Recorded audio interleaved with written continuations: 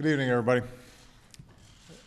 My administration has been closely monitoring the situation in Egypt, and I know that we will be learning more tomorrow when day breaks.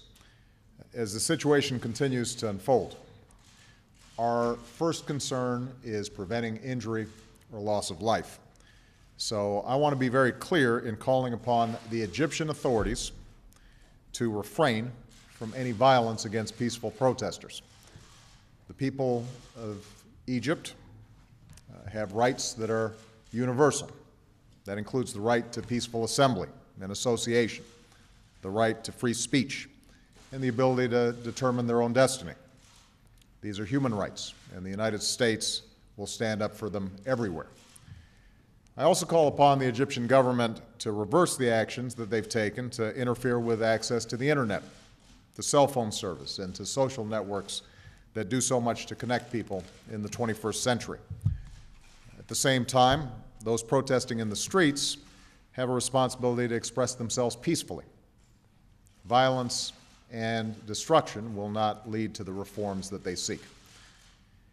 Now, going forward, this moment of volatility has to be turned into a moment of promise.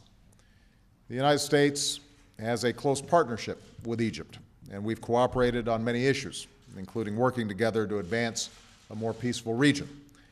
But we've also been clear that there must be reform, political, social, and economic reforms that meet the aspirations of the Egyptian people. In the absence of these reforms, grievances have built up over time.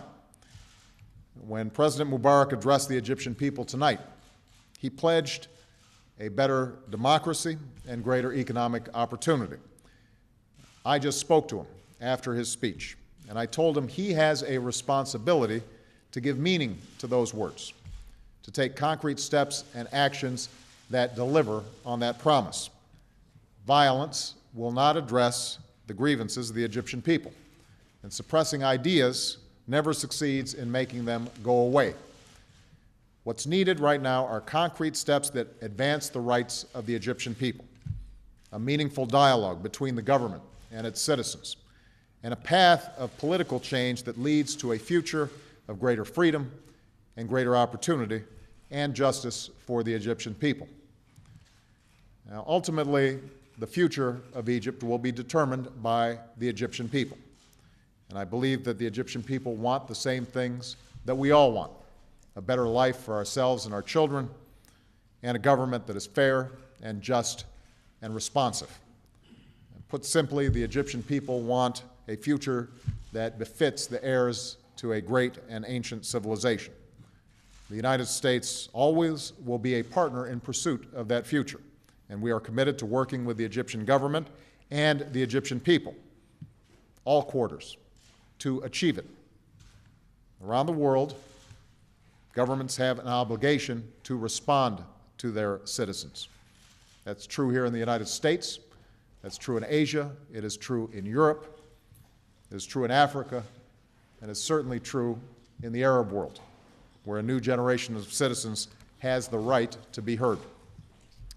When I was in Cairo, shortly after I was elected president, I said that all governments must maintain power through consent, not coercion.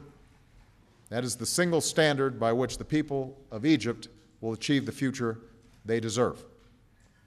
Surely there will be difficult days to come, but the United States will continue to stand up for the rights of the Egyptian people and work with their government in pursuit of a future that is more just, more free, and more hopeful.